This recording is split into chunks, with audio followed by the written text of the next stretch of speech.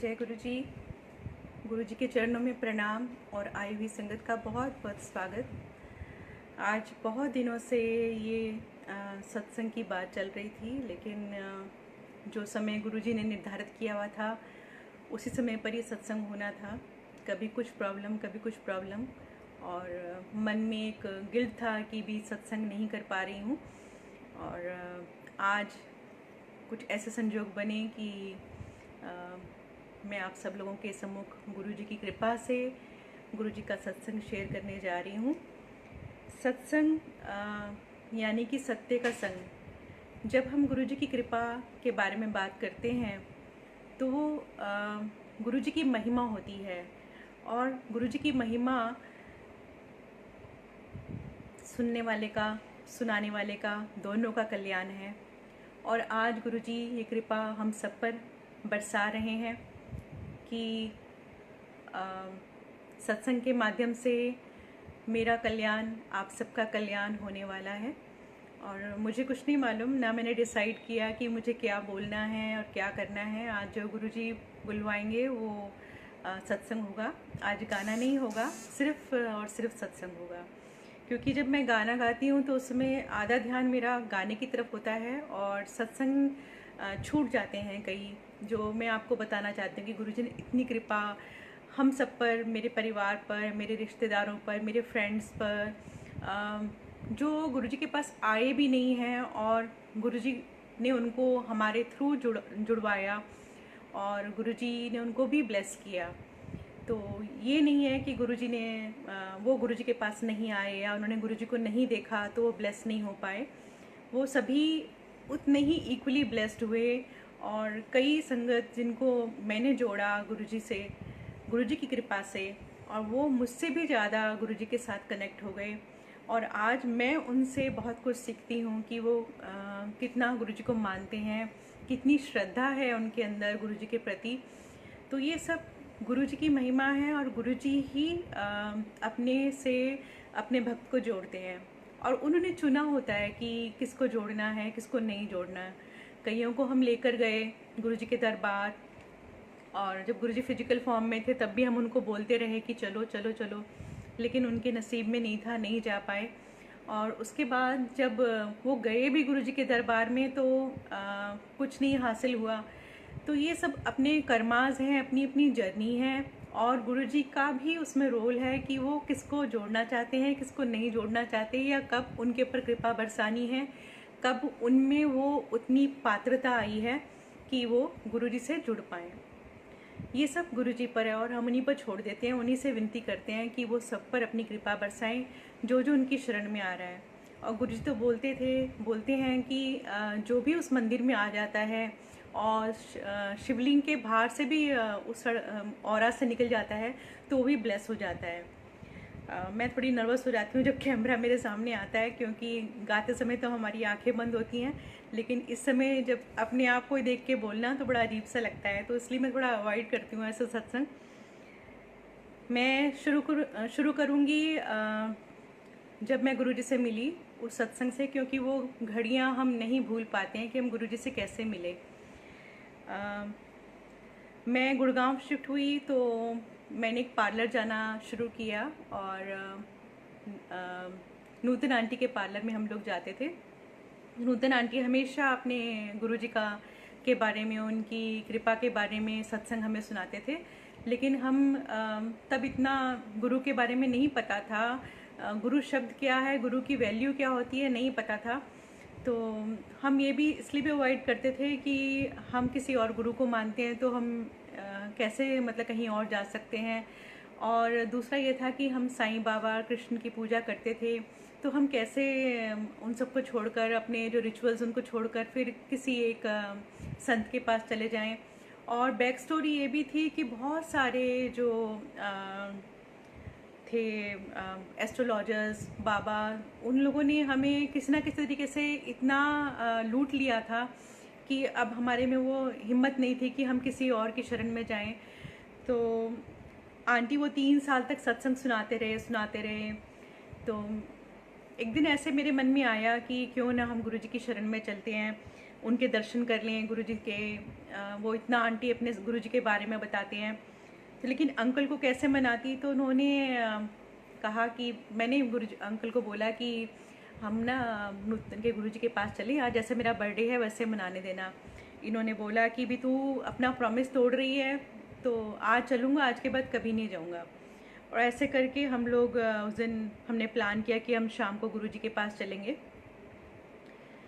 तो उस दिन में मैं कभी सोती नहीं थी, और उस दिन पता नहीं क्या हुआ, गुरुजी की कृपा से मुझे दिन में नींद आ गई और मैं सो गई। और मैं छोटे मंदिर एम्पायर स्टेट पहुंच जाती हूँ ड्रीम में, और वहाँ गुरुजी एक सुंदर चोले में गोल्डन सिंहासन के ऊपर बैठे हुए हैं, और एक ओमकार और ओम लाइट में ब्लिंक कर रही है, और ऊपर एक गोल्डन ईगल घूम रहा है आसमान में। तो मेरे को लगता है कि जहाँ हम जाने वाले हैं ये वही जगह है जहाँ हम पहुँचने वाले हैं। मेरी आँख खुलती है और मैं तैयार होके नूतन आंटी को लेके कार में अपने बैठते हैं। तो मैं उनसे बोलती हूँ कि भाई आंटी, जहाँ हम जा रहे हैं वहाँ ये सब है क्या? तो आंटी बोलती है कि मैंने तेरे को गुरुजी के बारे में बताया है, लेकिन मंदिर के बारे में तो मैंने तुझे कुछ नहीं बताया, फिर तुझे कैसे मालूम चला? मैंने कहा आंटी ऐसे ऐसे मेरे को आज जो है सपना आया दिन में, और कभी भी मैं सोती नहीं हूँ, आज पता नहीं कैसे हो गया। तो आंटी कहने लगे तेरे को गुरुजी ने दर्शन दे दिए, लेकिन मैंने उसको एक कोइंसिडेंस की तरह लिया कि चलो ठीक है, ड्रीम आया और हमने देखा और ठीक है। जब हम गुरुजी के पास पहुँचे तो गुरुजी एक सेटी में बैठे हुए थे, और उस सेटी पर गुरुजी ने वो वैसा चोला नहीं पहना था, एक कैजुअल वियरिंग थी उनकी, और जॉगिंग शूज़ पहने हुए थे, और सेटी पे ऊपर पैर करके बैठे हुए थे।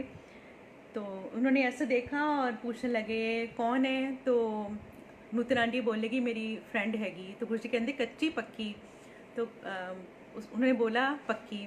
तो गुरुजी हंसे, फिर कहते की कर देने? तो हमने कहा गुरुजी हम गाना गाते हैं। केहो जा गाते हो? हमने कहा गुरुजी कैसे बताएं, ये तो आप सुनोगे तो मालूम चलेगा। तो गुरुजी कहते चंगा बह जा, कितने दा रहने वाला है? तो इन्होंने बोला गुरुजी मैं जम्मू दा। तो मुझे कहने लगे तू तो अंबाले चंडीगढ़ दे कोल दी सरदार नहीं हैगी। तो मेरे ना एकदम रोंगटे खड़े हो गए कि ये बात जो थी वो मेरे इन लॉज तक को नहीं मालूम थी कि मैं एक अडॉप्टेड बच्चा हूँ और मैं सिख बॉर्न हूँ, इसके बारे में किसी को नहीं पता था। और जो मेरे स्कूल टाइम फ्रेंड्स थी वो सब बिछड़ चुकी थी, किसी से मेरा कोई लिंक नहीं था। तो मैं ये सोचते सोचते बैठ गई कि शायद मैंने नूतन आंटी को अपनी कोई पर्सनल लाइफ के बारे में बात करी है। फिर मेरे को लगा नहीं, मैं तो कभी उनसे कोई बात करती नहीं हूँ, मेरा तो काम शुरू रहता है और वही सत्संग करती रहती हैं गुरुजी के बारे में। तो मुझे मालूम नहीं था कि मैं जिस दरबार में आई हूँ वो गुरुजी स्वयं एक भगवान है, साक्षात भगवान है। समझ नहीं थी। इतने में एक सेवादार आए, उन्होंने मुझे चाय प्रसाद दिया और हम लोग बैठ गए और चाय प्रसाद पीने लगे। चाय प्रसाद पीते पीते मेरी एक बहुत पुरानी प्रॉब्लम थी, उसमें मुझे बहुत रिलीफ मिलने लगा। मैंने सोचा इसमें लौंग दालचीनी डली हुई है, इसलिए ये फिर से मतलब जब मैं इसको पी रही हूँ तो मेरे को रिलीफ मिलेगा, और जब ये मैं नहीं पीऊँगी तो फिर दोबारा मुझे वही तकलीफ़ हो जाएगी। लेकिन उस दिन के बाद से लेके आज तक मुझे कभी भी वो प्रॉब्लम दोबारा नहीं हुई। तो इस बात पे तो जय गुरुजी है, क्योंकि गुरुजी ने इतनी कृपा करी। और मुझे उस समय समझ नहीं थी कि चाय प्रसाद जो है वही मेरा जो है ये औषधि है। और बहुत अच्छा लगा, इतना अच्छा इन्वायरमेंट था, शब्द चल रहे थे, गुरुजी बार बार देख रहे थे, कभी म्यूज़िक के साथ अपनी उंगलियां चलाते थे, कभी इधर देखते थे कभी उधर देखते थे। अच्छा लगा। वहाँ से हम जैसे लंगर आया तो लंगर करने पर बच्चों ने थोड़ा मेरे को तंग किया कि भी ये कहाँ आ गए, आपने तो कहा था कि बर्थडे है तो हम कहीं सेलिब्रेट करेंगे और ये तो लंगर है। और उसके बाद मुझे जो लंगर करने के टाइम पर सीट मिल गई, किसी 3 बच्चे और थे किसी के, और मेरी फैमिली अलग हो गई। और 4 की थाली आई, उसमें हमने लंगर शेयर किया। तो उसमें मिर्ची थी, अदरक के टुकड़े थे, और ये बहुत स्पाइसी लग रहा था मुझे। और बच्चे उस मिर्ची को देख के ना, जो कुछ किसी और के बच्चे थे, उन्होंने मेरी तरफ देखा कि भी वो कैसे खाएं। तो मेरे को लगा कि छोटे छोटे बच्चे हैं, ये मिर्ची कैसे खाएंगे। तो मैंने सोचा कि पहले मैं इस मिर्ची को फिनिश कर देती हूँ, उसके बाद मैं कुछ और साथ में खा लूँगी। तो जब मैंने एक बाइट उस मिर्ची की रोटी में लपेट के ली तो मेरे तो आँखों से, गाल से, नाक से एकदम धुआं निकलना शुरू हो गया। इतनी मिर्चें थी तो पानी आना शुरू हो गया, हिचकी लग गई और मेरे को लगा कोई पानी लेकर आएगा मेरे लिए, लेकिन गुरुजी मुस्कुराते रहे मुझे देखकर और कोई पानी नहीं आया, वहाँ पे पानी सर्व नहीं हुआ। और मैं चुपचाप मैंने थोड़ा सा जो मीठा था वो खाया, मीठा प्रसाद। और उसके बाद हम लोग दोबारा लाइन में लगे, हाथ धो के हमें लगा कि चलो लंगर हो गया, अब यहाँ से चलते हैं। हम भागने लगे तो किसी ने बोला, नहीं आंटी अंकल आपको ना ये गुरुजी से आज्ञा लेके फिर जाना है। तो हम फिर दोबारा लाइन में लगे तो मैंने मत्था टेका। गुरुजी कहते ऐश करो आंटी। तो मैंने गुरुजी को ऐसा देखा, फिर अंकल ने मत्था टेका तो गुरुजी कहते वीरवार नू आई तो 5.25 ग्राम का सोने का ओम बना के ले आई। हमने एक दूसरे को देखा कि भी हम तो फिर से लुट गए हैं, क्योंकि सारे बाबा कुछ ना कुछ दान दक्षिणा में ऐसा कुछ मांगते थे, तो कुछ होता था नहीं। तो अंकल ने सोचा कि भी ये तो इसने फिर मेरे को फंसा दिया। हमारी पूरे रास्ते झगड़ा होता रहा और हम घर आ गए। घर आके हमने डिसाइड किया था कि हम नहीं जाएंगे दोबारा, लेकिन सुबह उठते ही नूतन आंटी का फ़ोन आ गया। वो कहने लगी तू बहुत ब्लेस्ड है, जैसे गुरुजी ने इतनी बातें करी, मेरे इतने रिश्तेदार आ रहे हैं, 14 साल से आते हैं, कोई होशियारपुर से आता है, कोई कहीं से आता है, इतनी दूर से आते हैं और गुरुजी उनको ऐसे ऐसे करके निकाल देते हैं आगे और बात भी नहीं करते, बैठने के लिए भी नहीं कहते हैं। और जैसे पहली बार में गुरुजी ने इतनी सारी बातें करी हैं। मैंने कहा वो सब ठीक है नूतन, लेकिन मैं शायद नहीं जा पाऊँगी। तो उसने कहा नहीं आंटी आपको ये करना ही पड़ेगा। उस समय मेरे को आंटी अंकल का पता नहीं था कि आंटी अंकल बोलते हैं। तो उसने बोला सदा आपको ये करना पड़ेगा। तो हमने सोचा कि भी कोई वहम ना रह जाए, तो हमने लड़ते झगड़ते उस सोने का ओम बनाया और गुरुजी के पास वीरवार को पहुँचे। तो गुरुजी ने हमें लाइन में देखा और कहने लगे ले आई। हमने कहा हाँ जी। तो हमने सोचा कि भी गुरुजी को याद है कि इनसे ये ओम लेना है। तो जैसे ही अंकल ने वो ओम गुरुजी को दिया तो गुरुजी ने पूछा डेट ऑफ बर्थ की है। इनकी तरफ देख के बोला तो इन्होंने अपना डेट ऑफ बर्थ बताया। तो गुरुजी कहने लगे मंडे नू काले धागे विच पाके एनू गले विच पा लई। तो हमें मतलब लगा कि गुरुजी ने तो ब्लेस करके दे दिया, शायद ये कुछ नज़र वज़र का होगा या कुछ होगा। तो मैंने एकदम से गुरुजी को बोला गुरुजी मेरे वास्ते। तो गुरुजी कहते ਤੁਹਾਡਾ इको कनेक्शन हैगा। तो ज़ोर से गुरुजी बोल गए और मुझे समझ नहीं आया कि गुरुजी ने क्या बोला। तो मैंने इधर उधर देखा तो साइड में जो संगत बैठी थी उन्होंने मुझे बताया कि भी आंटी एक जना आता है वो ब्लेस हो जाता है तो सारे परिवार ब्लेस हो जाता है। तो समझ नहीं थी, नए नए आए थे। तो ठीक है मैं बैठ गई। मैंने कहा लो ये तो आना नहीं चाह रहे थे और इनको ओम मिल गया। मैंने बुड़बुड़ करके गुरुजी को देखा और ऐसे मतलब बैठ गई।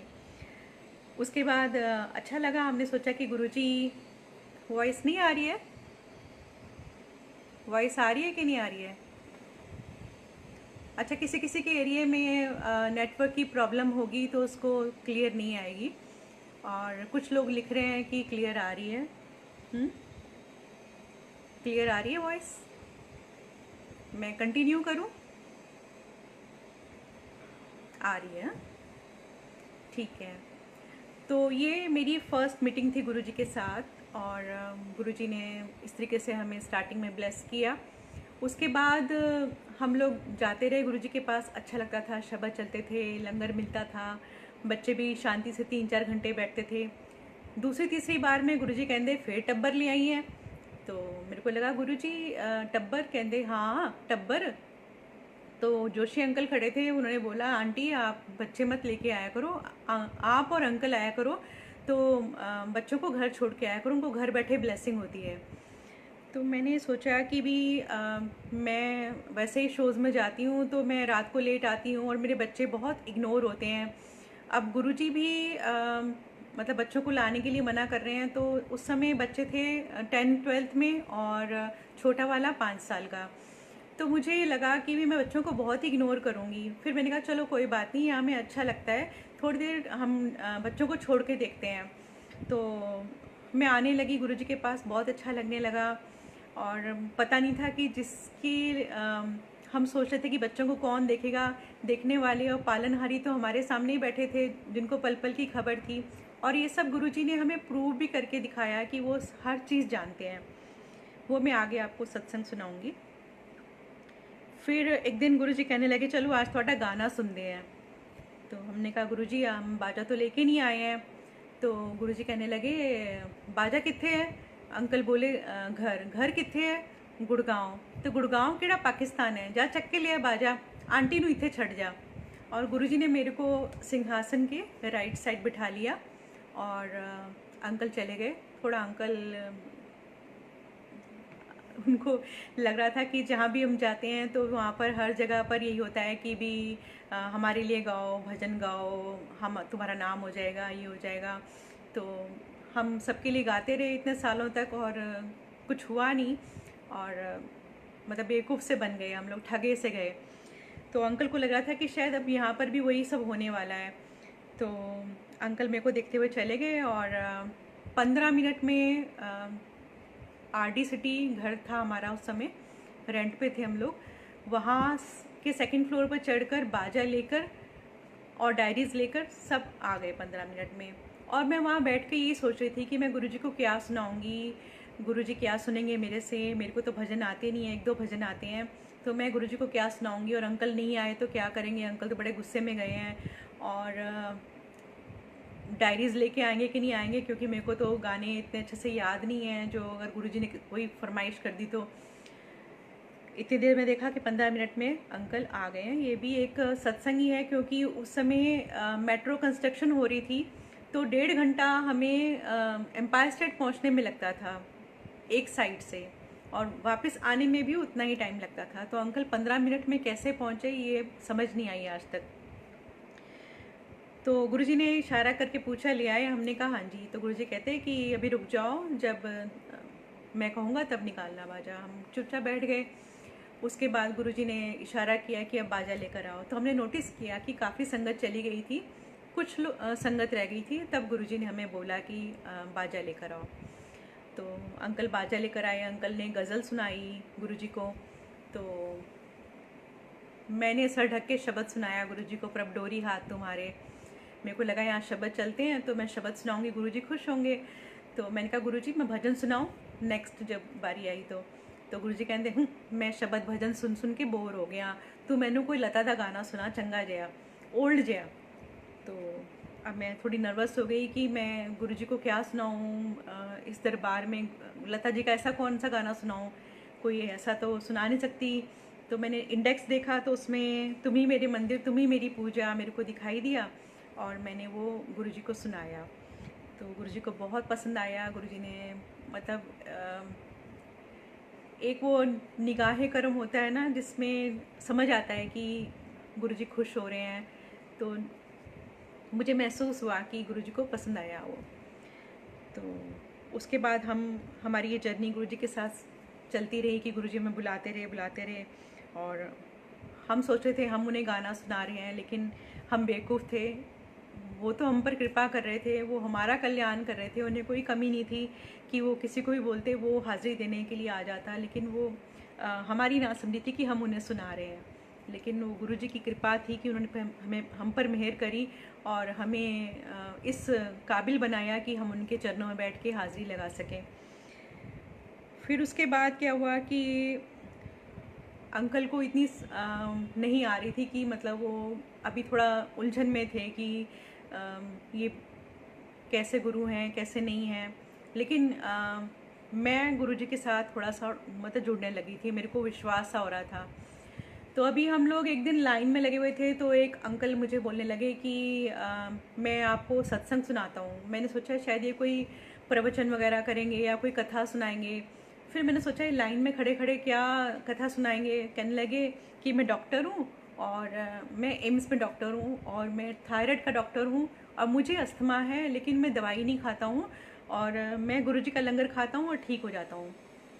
तो हमें ना थोड़ी सी मन ही मन हंसी आई। हमने एक दूसरे को देखा, हस्बैंड वाइफ की एक अंडरस्टैंडिंग होती है। तो मैंने इनको देखा, इन्होंने मेरे को देखा और हमने घर जाके ना मतलब थोड़ा वो किया कि भी ये क्या हुआ, ये मतलब हमें बुद्धू बना रहे हैं कि भी बिना दवाई के कैसे ठीक हो सकते हैं।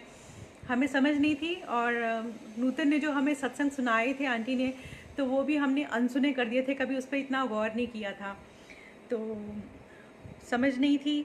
और उन सब चीज़ों के लिए हम गुरुजी से माफ़ी भी मांगते हैं कि भी हमें क्षमा करें। तब समझ नहीं होती जब भी कोई नया आता है।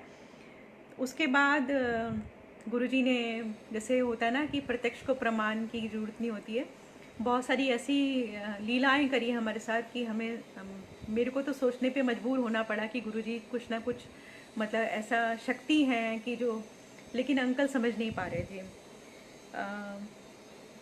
एक बार क्या हुआ कि गुरुजी ने बोला कि मतलब जो जो मेरे को याद आता जाएगा मैं वो सुनाती जाऊंगी। एक बार गुरुजी ने बोला कि वीरवार को आओ, तो मैंने आंटी को मना कर दिया कि मैं गुरुजी को कैसे बोलूं कि मैं तो वीरवार को साईं मंदिर में गाती हूँ और वहाँ पर भी संगत वेट करती है, तो अच्छा नहीं लगता कि हम एक जगह जा रहे हैं तो दूसरी जगह को अवॉइड कर दें। मेरा ऐसा नेचर नहीं है। तो आंटी कहने की जैसे तेरी मर्जी। तो मैं बच्चों के साथ वीरवार को वहाँ गई साईं मंदिर। तो उस दिन पता नहीं क्या हुआ कि वो मंदिर वाली आंटी थोड़ा गुस्से से बोले और कहने लगे आज से यहाँ पे गाना वाना नहीं होगा, भजन नहीं होंगे, यहाँ पर ऐसा होगा वैसा होगा। किसी का गुस्सा उन्होंने मुझ पर निकाल दिया और मना कर दिया बाजा खोलने से भी।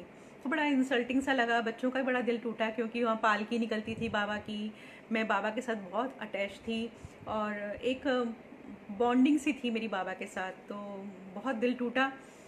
तो मैंने कहा इनको कि भी आप ऐसा कर सकते हो, गुरुजी के मंदिर चलते हैं। उन्होंने कहा भी था वीरवार को आने के लिए, तो इन्होंने बोला कि ठीक है चलो हम गुरुजी के मंदिर चलते हैं। तो बाजा हमारी कार में पड़ा रहा और हम गुरुजी के मंदिर चले गए और वहाँ जाके मेरे को जगह मिली गुरुजी के रूम के पास सबसे पीछे, जहाँ डीजे अंकल अपनी सीडीज़ वगैरह मतलब म्यूज़िक प्ले करते थे।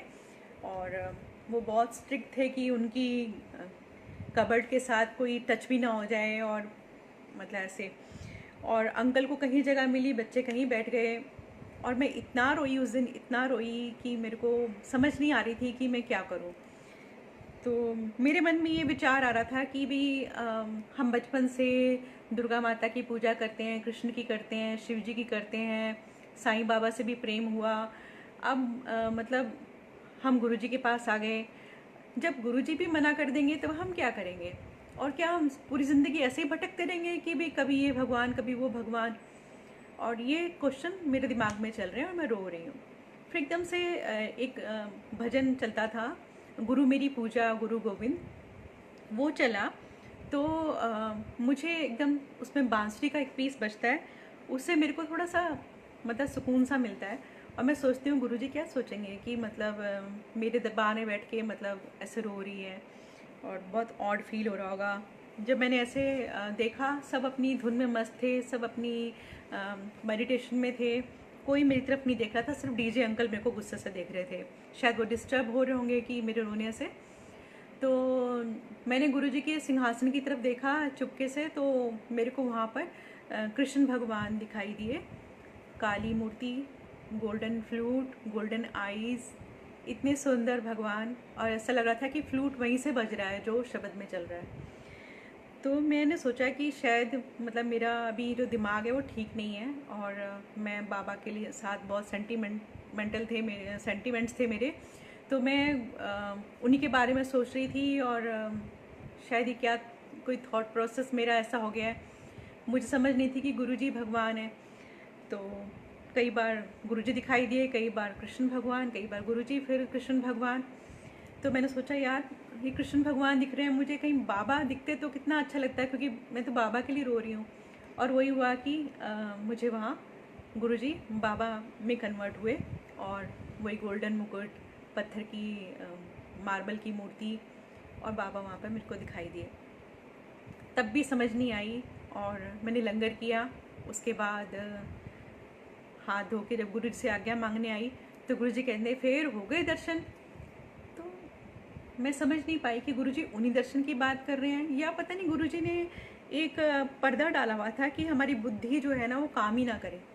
तो मेरी बुद्धि ने बिल्कुल काम नहीं किया, मैंने मत्था टेका और मैं चली गई। लेकिन जब सेंस आई, समझ आई, तो तब मालूम चला कि गुरुजी ने किस दर्शन की बात करी। वो जो दिखा रहे थे लाइव, वो सब गुरुजी मेरे को दिखा रहे थे दर्शन की मैं ही हूँ सब जगह, कृष्ण भी मैं ही हूँ, साईं भी मैं हूँ। और फिर वही भजन गुरुजी ने मेरे से लिखवाया भी कि तुम ही मोरे काना, तुम ही मोरे शिवजी, तुम ही मोरे साईनाथ, जो अंकल ने गाया है, हे गुरुजी मोरी नैया तुमरे हाथ। तो इस तरीके से गुरुजी ने लीला करनी शुरू करी।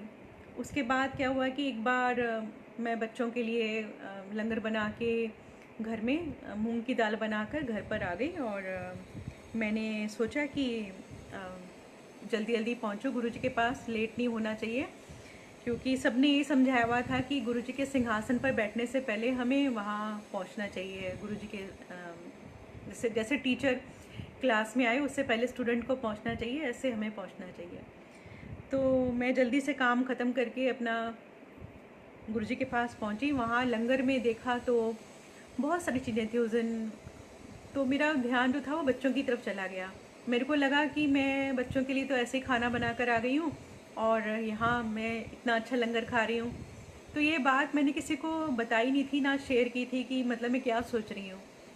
तो जब मैं गुरुजी के दरबार से वापस जा रही थी तो उस समय रात के 2-2:30 बज रहे थे जब गुरुजी ने छोड़ा, और हर चीज़ मेरे निगाहों के सामने थी कि वहाँ क्या क्या पड़ा हुआ है। तो जैसे ही मैं गुरुजी को मत्था टेक के ऐसे मुड़ी हूँ और किसी ने बोला कि गुरुजी आपको वापस बुला रहे हैं। मैंने पीछे देखा तो गुरुजी मेरे को ऐसे कर रहे थे। तो गुरुजी ने ऐसे हाथ किया हवा में और एक मिठाई का डिब्बा आ गया। तो उसमें मैंने सोचा कि भी यहाँ तो कुछ नहीं था। अब मुझे ये सोचने का अवसर भी नहीं दिया कि मुझे मालूम भी नहीं चला कि गुरुजी ने सचखंड का प्रसाद इस तरीके से प्रोड्यूस करके दिया है मेरी फैमिली के लिए, मेरे बच्चों के लिए। लेकिन समझ नहीं थी, मैंने जल्दी से वो मिठाई का डिब्बा उठाया और जाके कार में बैठ गई।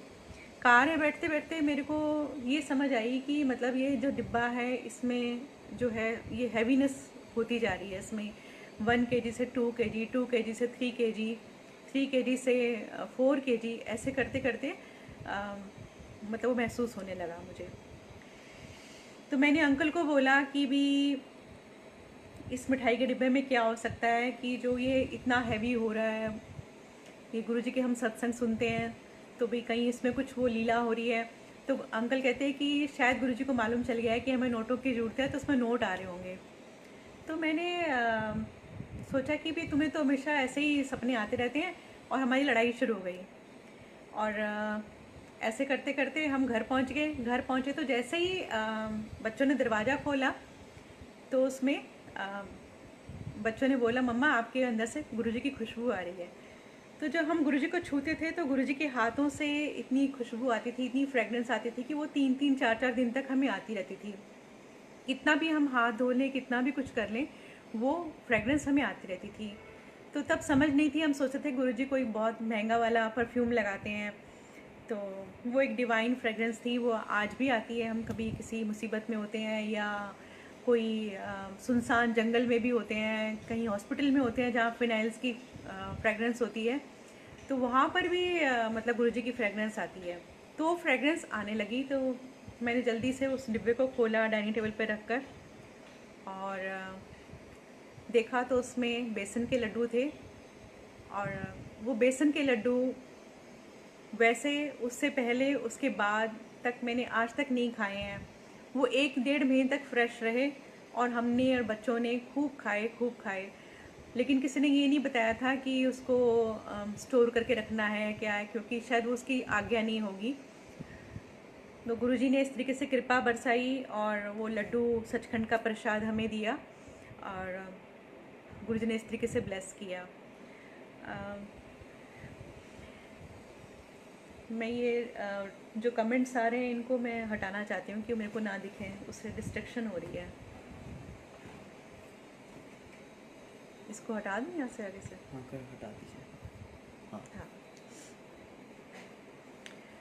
तो गुरुजी ने बहुत प्यार दिया, इतनी आत्मीयता दी। जब भी मैं कभी उदास होती थी या घर में कभी होता ही है, परिवार है, तो जाती थी तो गुरुजी ऐसे पूछते थे, क्यों मुंह क्यों लमका पिया है, की गल हो गई? तो मैं गुरुजी को बोलती थी, गुरुजी कुछ नहीं। तो गुरुजी कहते कुछ तो है। तो फिर पास बुलाते थे, पूछते थे। बड़ा अच्छा लगता था, जैसे क्योंकि मेरी मदर नहीं थे, मैं डॉक्टरेट बच्चा थी, तो मुझसे कभी किसी ने इतने प्यार से नहीं पूछा था कि कोई प्रॉब्लम है क्या है। तो मुझे ऐसा लगा कि ऐसे मेरे को माँ मिल गई है, और बहुत ही मतलब गुरुजी ने स्नेह दिया। कभी कभी वो चीज़ें हम लोग बहुत मिस करते हैं, क्योंकि गुरुजी हैं और गुरुजी हमेशा साथ रहेंगे, सबके साथ रहेंगे, लेकिन जो एक वो फिजिकल अपीयरेंस था गुरुजी का, जिसमें गुरुजी हमेशा हमें पूछते रहते थे, आज भी दिखते हैं, सपने में आते हैं, ड्रीम्स में आते हैं, लेकिन जो वो पूछते थे सामने बैठ के, वो जो थी लीला, वो भूल नहीं सकते हम लोग।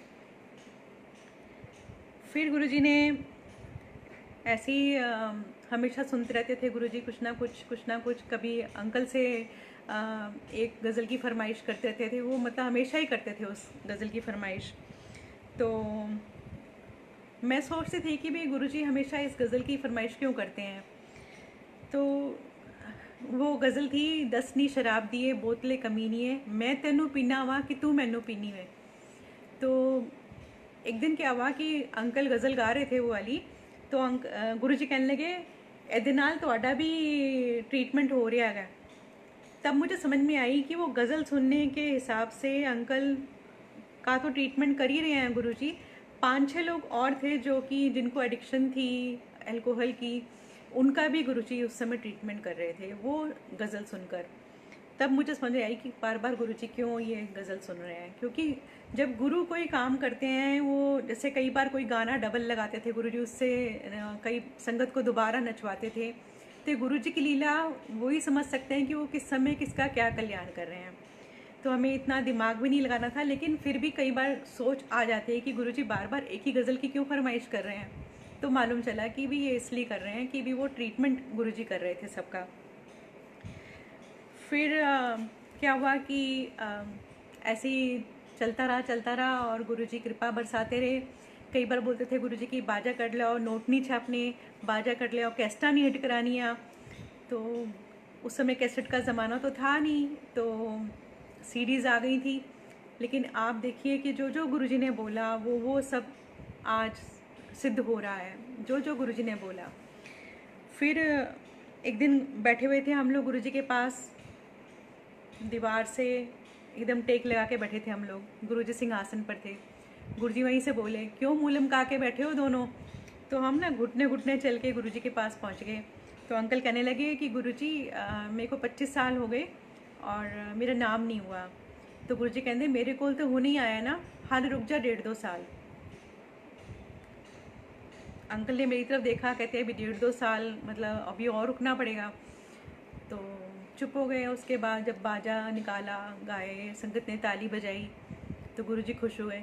गुरुजी कहने लगे जा, संगत ने सुन लिया, तेरा नाम हो गया। अंकल मुझे कार में बैठ के बोलते हैं 20-25 तो लोग बैठे हैं और इनके सुनने से क्या नाम हो जाएगा। आज आप देखिए कि संगत कितनी बढ़ गई है, और जो जो गुरुजी ने भजन गवाए हैं, मंत्र जाप गवाया है, वो पूरे विश्व में प्ले हो रहा है और सारी संगत की ब्लेसिंग मिल रही है, उनका प्यार मिल रहा है। और सभी जानते हैं कि सदा आंटी, मासूम अंकल गुरुजी के प्लस सिंगर हैं। इससे बड़ी और खुशी क्या हो सकती है कि गुरुजी ने इतना ब्लेस किया, इतना प्यार दिया, और आप सब लोगों का भी प्यार मिल रहा है, और इतना सब कुछ गुरुजी ने ब्लेस किया। एक बार क्या था कि मैं गा रही थी, तो इन्होंने मेरे को बोला कल बच्चों का एग्ज़ाम है। तो इन्होंने बोला गुरुजी हम जल्दी चले जाएं, बच्चों के एग्ज़ाम हैं, बोर्ड के एग्ज़ाम शुरू हो रहे हैं। तो गुरुजी कहते गांधी रहे, तेरे बच्चे हो जाएंगे पास। घर जाके जब मैं पहुंची तो मैंने देखा कि टीवी गर्म है और रात के 2 बज रहे हैं। मैंने सोचा गुरुजी तो कल एसएसटी का पेपर है और 2 बजे रात के बच्चे अगर टीवी देख रहे थे तो कल क्या पेपर देंगे। और जब मार्क लिस्ट आई, रिज़ल्ट आया, तो उसी सब्जेक्ट में सबसे ज़्यादा अच्छे मार्क्स थे एसएसटी में। तो ये गुरुजी की लीला है और गुरुजी की कृपा है कि वो कुछ भी कर सकते हैं। और बच्चे पास भी हो गए, अब सेटल भी हो रहे हैं, और छोटे वाला बच्चा भी अब कॉलेज में आ गया है। तो गुरुजी की कृपा से जो जो गुरुजी ने बोला वो सब कुछ सिद्ध होता चला गया। और फिर गुरुजी ने हमें बुलाया शिवरात्रि पर। गुरुजी ने बोला कि बड़े मंदिर आना और वहाँ पर आपको मतलब बाजा लेकर आना है, लेकिन जब मैं बोलूँगा तब बाजा निकालना है। हमने कहा ठीक है। तो शिवरात्रि पर हम पहुँचे गुरुजी के मंदिर। तो वहाँ पर पहली बार हमने गुरुजी का मंदिर देखा, बहुत ही अच्छा हो रहा था।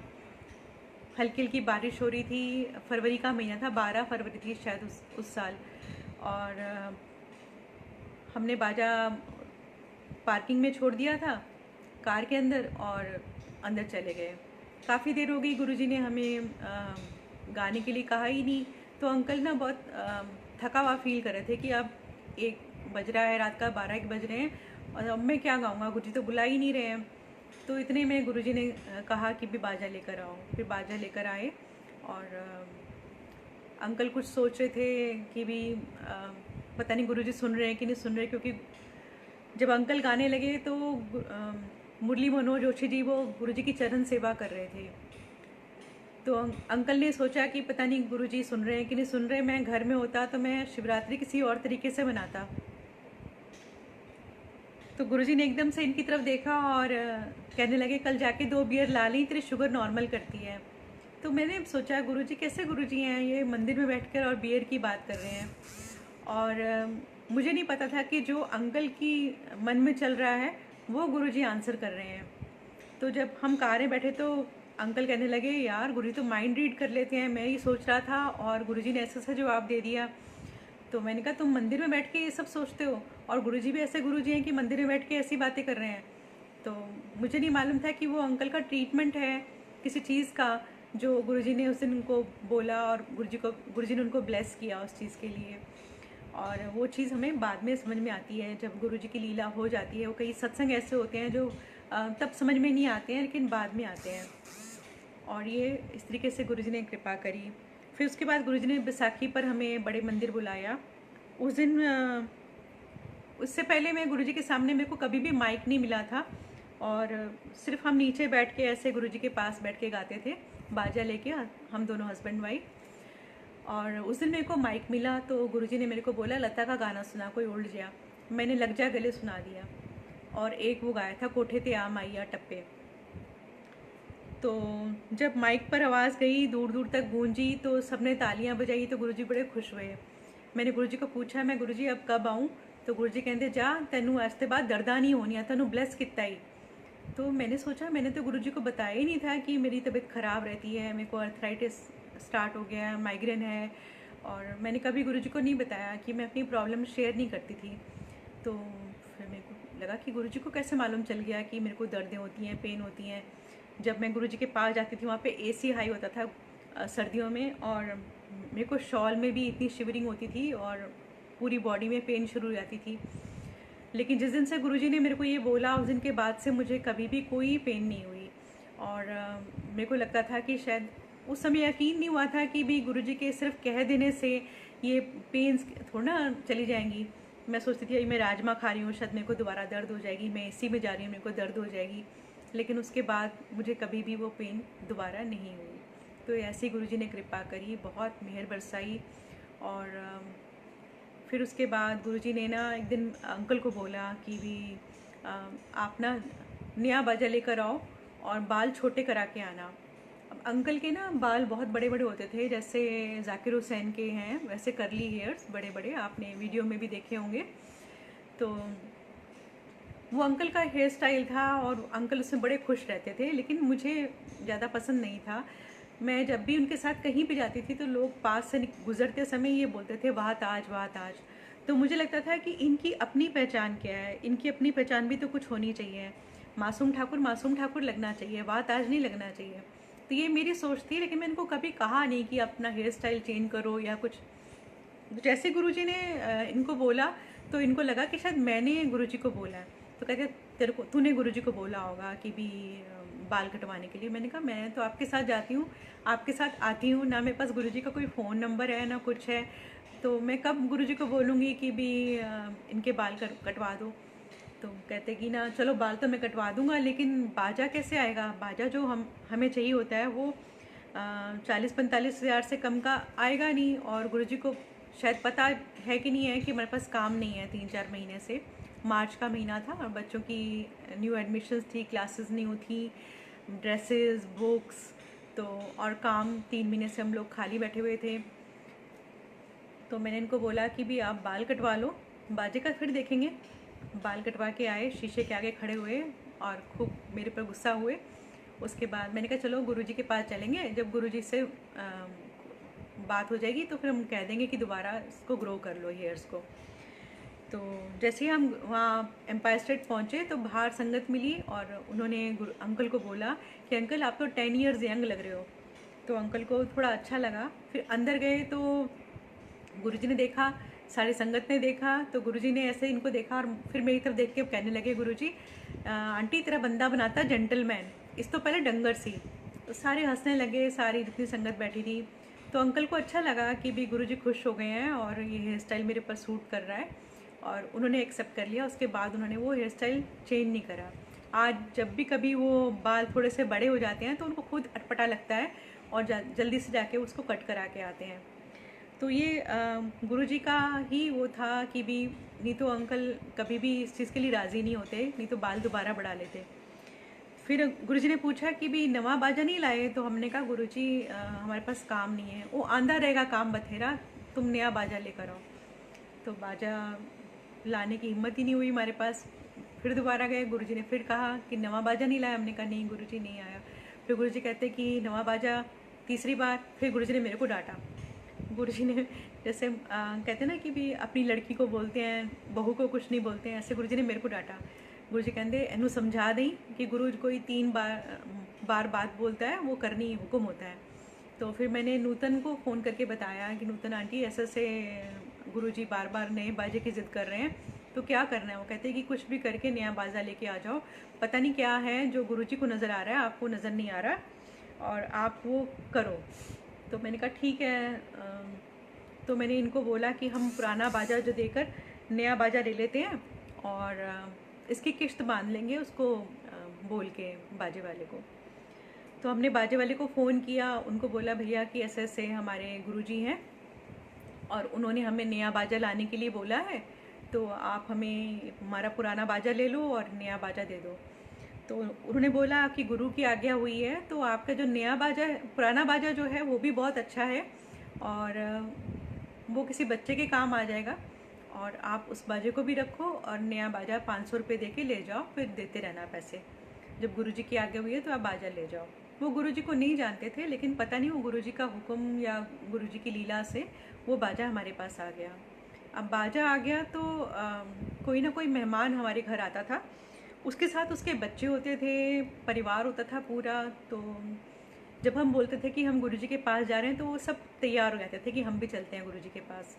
कौन गुरु हैं, क्या हैं, तो हम डर जाते थे कि गुरुजी हमें डांटेंगे कि हमारे बच्चे अलाउड नहीं है, और उनके पूरी बच्चे फ़ौज तैयार हो जाती थी कि चलते हैं गुरुजी के पास। तो हम अवॉइड करते थे और हम उनको बोलते थे कि आज गुरुजी नहीं बैठे हैं, ऐसे झूठ बोल देते थे। तो क्योंकि बच्चे उनके बहुत शैतान थे और वो जाते तो गुरुजी बहुत डिस्टर्ब होते, तो हम इसलिए अवॉइड कर रहे थे। करते करते क्या हुआ, 24 मई, 25 मई, 26 मई हो गई। 27 मई को मुझे बहुत ही गुस्सा आया। मैंने कहा इतने दिन से बाजा आया हुआ है और हम गुरुजी के पास जा ही नहीं पा रहे हैं। तो मैंने अंकल के ऊपर ना गुस्सा किया। मैंने कहा आज के बाद ना मैं तुम्हें कभी नहीं बोलूँगी कि गुरुजी के पास चलो, आज आप किसी तरीके से ये बाजा गुरुजी के पास पहुंचा दो। पता नहीं मेरा मन बहुत वो हो रहा है, और मैंने आपसे कह रही हूँ कि आज के बाद ना आप बोलोगे कि एम्पायर स्टेट चलना है तो मैं जाऊँगी, नहीं तो मैं नहीं जाऊँगी। पता नहीं क्या गुरुजी ने मेरे से वो शब्द निकलवा दिए। तो अंकल कहने लगे ठीक है, कुछ भी मैनेज करके आज चलेंगे।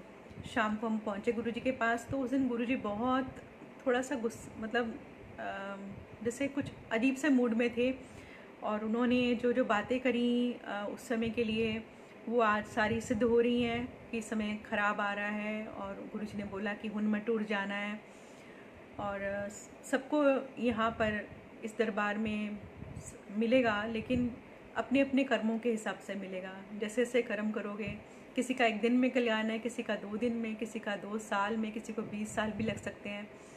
तो ऐसे ऐसे गुरुजी ने उस दिन बातें करी। तो मेरे को लगा कि आज गुरुजी का मूड ठीक नहीं है, तो शायद बाजा ब्लेस नहीं होगा। और गुरुजी अगर आप पंजाब चले जाओगे तो मैं कैसे आपसे मिलने आऊँगी? मैं तो यहाँ बड़ी मुश्किल से आ पाती हूँ। 100 जंजाल हैं ज़िंदगी के, तो बड़ा मुश्किल है कि आप पंजाब चले जाओगे, तो मैं कैसे इतनी दूर आऊँगी? मेरे मन में ये था कि गुरुजी पंजाब चले जाएंगे, गुरुजी का बर्थ पंजाब का है, तो शायद गुरुजी पंजाब जाने की बात कर रहे हैं। तो गुरुजी ने एकदम से उठे, कुर्ते का बटन ऐसे किया और अपने रूम में चले गए, और उठ के एकदम से बोले नवा बाजा ले आए? हमने कहा हाँ जी। तो गुरुजी कहते तुहानू कादी टेंशन हैगी, तुहानू तो ब्लेस करके जाना है। तो अंकल जल्दी से भागे, बाजा लेकर आए नया वाला, और गुरुजी अंदर गए, चोला चिन करके बाहर आ गए और नीचे बैठ गए कारपेट पे। बाकी संगत जो थी, जिनको गुरुजी ने रोका हुआ था, वो भी बैठ गए। उसके बाद अंकल ने एक गाना सुनाया पंजाबी, और मैं भी पंजाबी गाना तैयार करके ले गई थी। तो मैंने वो सुनाने की कोशिश करने ही लगी थी कि इतने में एक अंकल बोले कि गुरुजी कह रहे हैं कि आप वो गाना सुनाओ जो आपने बड़े मंदिर में बैसाखी के दिन सुनाया था। अब मुझे थोड़ा टाइम लगा सोचने में कि मैंने उस दिन कौन सा गाना सुनाया था। तो मुझे याद आया कि मैंने टप्पे सुनाए थे और लग जा गले सुनाया था। तो फिर मैंने लग जा गले गुरुजी को सुनाया। जब मैं लग जा गले सुना रही थी तो उस समय मेरी गुरुजी से 2 बार आँख मिली। मैं गुरुजी की तरफ गाते समय नहीं देख पाती थी, क्योंकि उनका ऑरा, उनके जो मेरे गाने पे कैसे रिएक्शन हो रहे होंगे वो मैं सब देखना नहीं चाहती थी कि गुरुजी मतलब शर्म थी या क्या सोच लीजिए कि मतलब ज़रूरत नहीं हो पाती थी कि मैं गुरुजी की तरफ उस समय देख पाऊँ। तो उस दिन पता नहीं क्या हुआ कि 2 बार मैंने गुरुजी को ऐसे देख लिया, नहीं तो मैं आंखें झुका के आंखें बंद करके ही गाती थी। 2 बार जब मैंने गुरुजी की तरफ ऐसे देखा तो मुझे ये लगा कि जो ये मैं गाना गा रही हूँ, शायद गुरुजी को पता चल गया है कि मैंने आज अंकल को ये बोला है कि मैं आज के बाद एम्पायर स्टेट नहीं जाऊँगी, अगर आप लेके जाओगे तो जाऊँगी। तो शायद ये गाना गुरुजी मेरे से इसलिए तो नहीं सुन रहे, या गुरुजी पंजाब जा रहे हैं तो मैं गुरुजी से नहीं मिल पाऊँगी। तो मेरे रोंगटे से खड़े होने लगे। हमको मिली हैं आज ये घड़ियाँ नसीब से, जी भर के देख लीजिए हमको करीब से। लेकिन मेरी सोच जो थी वो उस सोच तक जा ही नहीं सकती थी कि क्या होने वाला है और अगले पल क्या होगा, कुछ पता नहीं था। और गुरुजी ने उस बाजे पे हाथ फेरा और फिर गुरुजी कहने लगे ये चिट्टा नहीं बनवाया। हमने कहा गुरुजी इतनी जल्दी में ब्राउन कलर ही मिल सकता था, वाइट नहीं, चंगा नू ना वाइट करा लें। तो हमने कहा ठीक है। फिर हमने कहा गुरुजी बाजा ब्लेस करना था। गुरुजी कहते फिर हो गया। तो हमने सोचा गुरुजी इस पर मंत्र करेंगे, कुछ जल वल छिड़केंगे जैसे और होता था। हमें क्या पता था कि गुरुजी की कृपा से, गुरुजी की दृष्टि मात्र से, उनकी निगाह करम से ही ये मतलब सब कुछ ब्लेस हो जाता है। समझ नहीं थी। तो गुरुजी ने कहा हुन ऐसे करा और फिर हमें आज्ञा दी। हम आ गए घर। 3 दिन बाद गुरुजी ने माँ समाधि ली। तब समझ में आई कि गुरुजी ने वो लग जा गले क्यों सुना उस दिन। और बहुत रोए। मैं डिप्रेशन में चली गई और ऐसा लग रहा था कि सब कुछ छिन गया है। और मतलब एक वो जो प्यार थोड़े से समय में गुरुजी ने दिया था, उसकी कल्पना छिनने से जो मतलब आप समझ सकते हो कि विश्वास ही नहीं हो रहा था मुझे कि भी ये सब हो भी सकता है कि नहीं हो सकता। तो एक सपना सा लग रहा था कि गुरुजी ने कोई बैड ड्रीम दिखा दिया हम सबको। और जब ये न्यूज़ आई तो मैं मतलब बिलीव ही नहीं कर पा रही थी और बड़ी मुश्किल से यकीन हुआ। और उसके बाद फिर बहुत डिप्रेशन भी हुआ। गुरुजी ने बहुत मेरे को रुलाया, सारी संगत को ही रुलाया। और बच्चे, अंकल सब इतने डिप्रेस हो गए थे। लेकिन उसके बाद जो हमारे साथ लीला होनी शुरू हुई वो मतलब अजीबोगरीब थी। फर्स्ट डे ही जब गुरुजी का संस्कार हुआ और हम अपने फ़ोन वगैरह सब घर छोड़ के चले गए थे। हमने सोचा हमने किससे बात करनी है, क्या करना है, फ़ोन बच्चों के पास छोड़ के हम चले गए थे मंदिर। घर आए तो मालूम चला कि कोई बंदा हमें एडवांस दे गया है। अब देखिए कि लीला कैसे होती है गुरुजी की, कि हम इतने महीनों से खाली थे, हमारे पास कोई काम नहीं था और गुरुजी के पास हम रात के 3-3, 4-4 बजे हमें गुरुजी छोड़ रहे थे। लेकिन उस दिन का काम और उस दिन का एडवांस आ गया। अब मैंने बच्चों को डांटा, मैंने कहा आपने क्यों ले लिया एडवांस, आपको पता है कि हम कैसे गा सकते हैं इस समय पर। नहीं मम्मा, उन्होंने आप पैसे नहीं थे घर में और उन्होंने बोला कि ये एडवांस है और शाम को मम्मी पापा को वहाँ भेज देना, उनके फ़ोन नहीं मिल रहे थे तो हम इसलिए घर आ गए हैं। बड़ी अजीब सी सिचुएशन हो गई कि भी ये कैसे मतलब करेंगे काम। अब सर विष्णु वगैरह को सबको फ़ोन किया। शाम को हम पहुँचे वहाँ पर, ज़्यादा दूर भी नहीं था, घर के पास ही फंक्शन था। तो वहाँ पहुँचे तो अजीब सा माहौल था। म्यूजिशियन पूछने लगे क्या हो गया आपको, क्या मतलब ये कैसे मतलब ये लग रहे हो आप लोग। तो मैंने उनको बोला कि भी हमारे गुरुजी नहीं रहे हैं तो भी हम कैसे गाएंगे आज, और ये एडवांस बच्चों ने ले लिया है।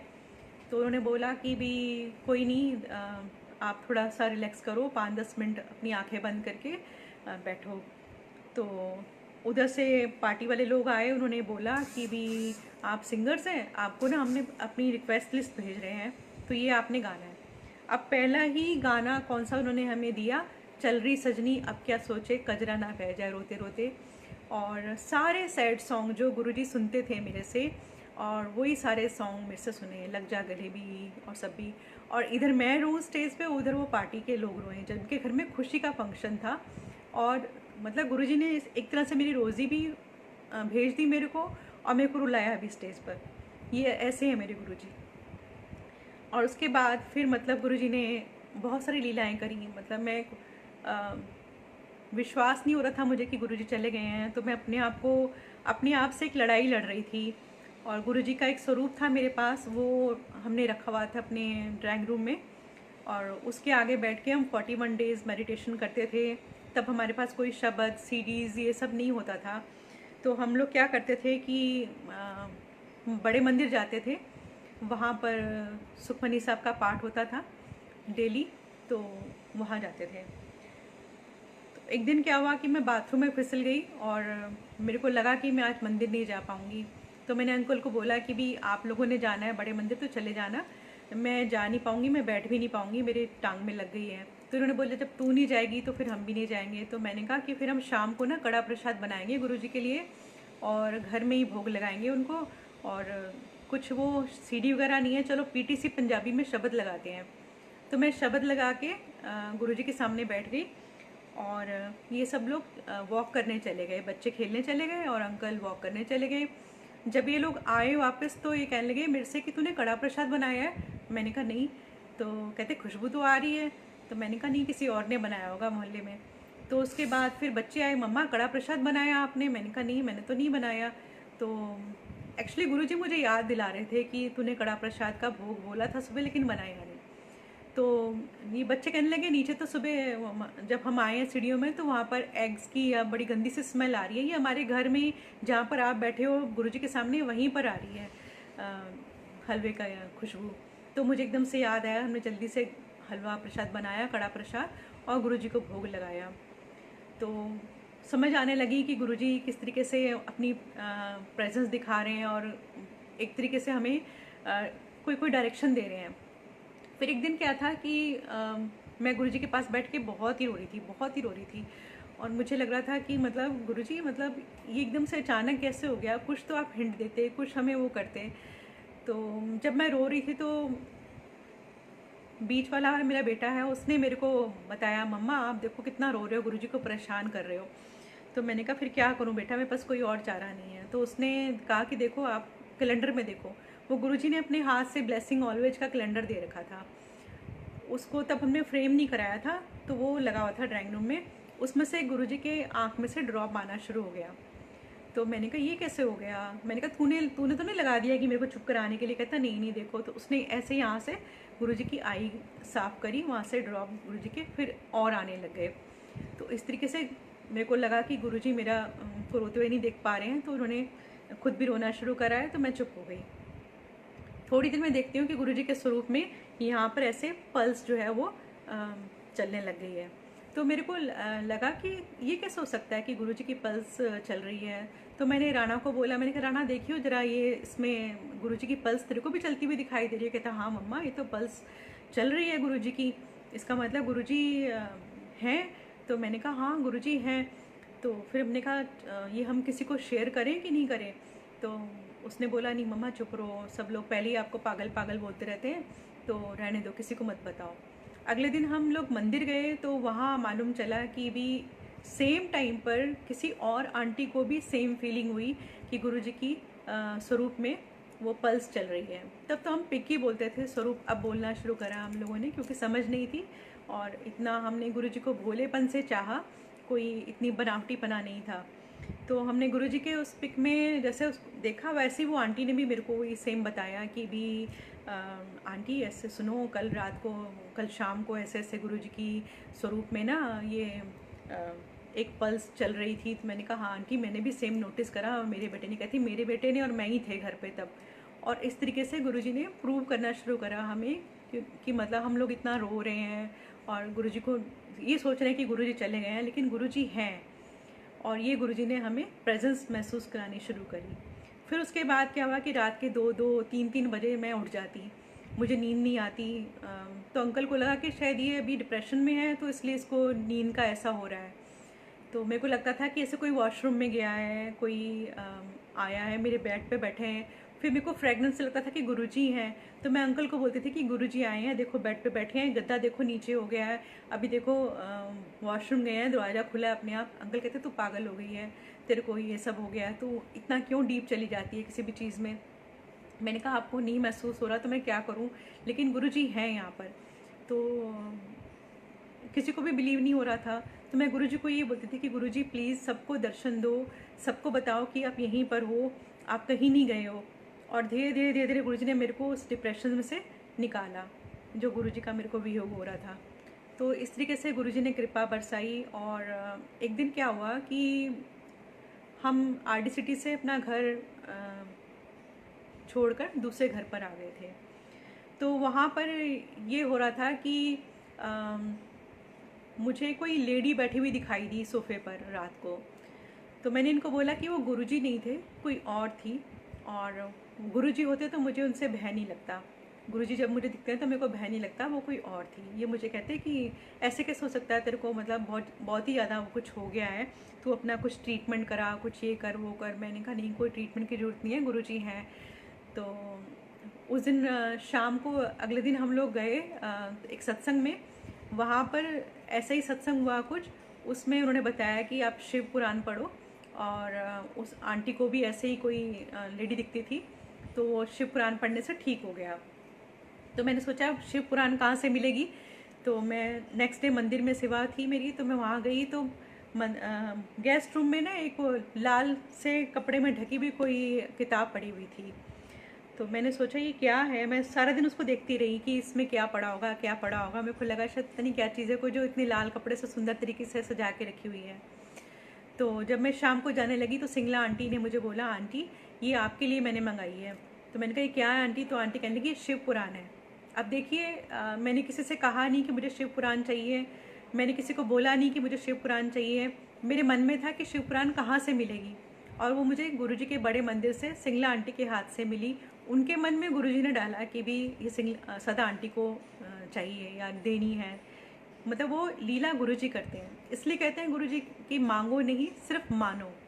तो मन ही मन में मैंने सोचा शिव पुराण के लिए, और शिव पुराण मुझे बड़े मंदिर से मिली। वो ला के हमने शिव पुराण पढ़ी बच्चों के साथ। और उस दिन के बाद से मुझे वो लेडी उसमें घर में नहीं दिखाई दी।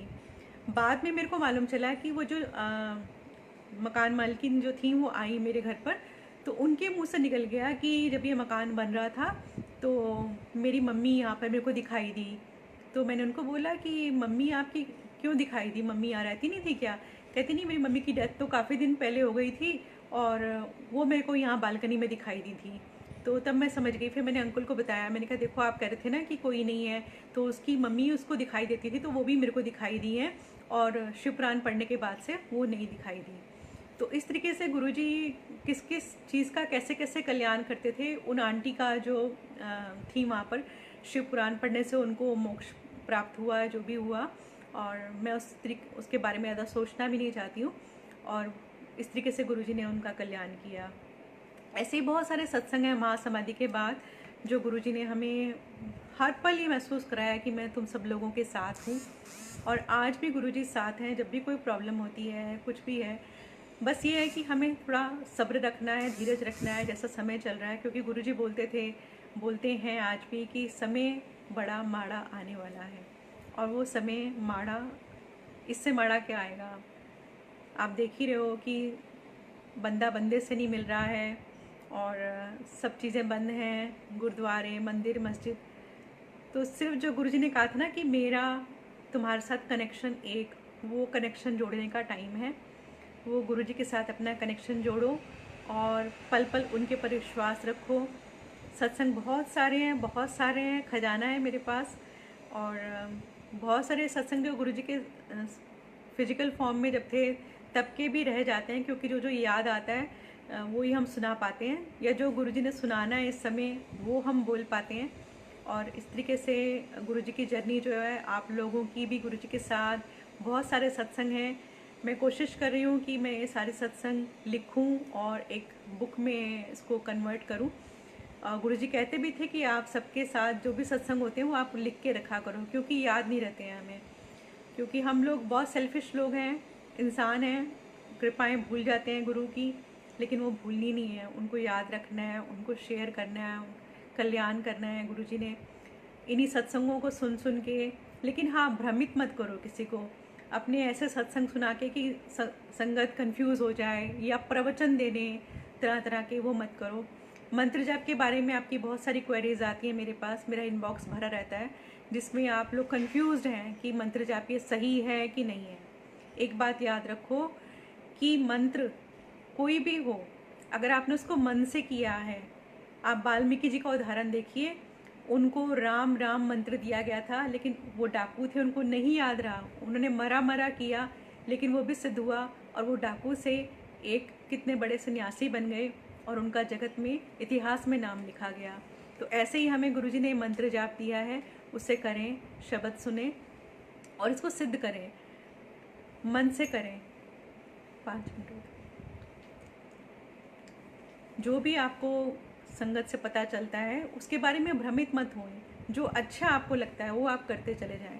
ये नहीं कि फलानी आंटी ने आपको ये बोल दिया, सदा आंटी ने वो बोल दिया, तो आप ये करें।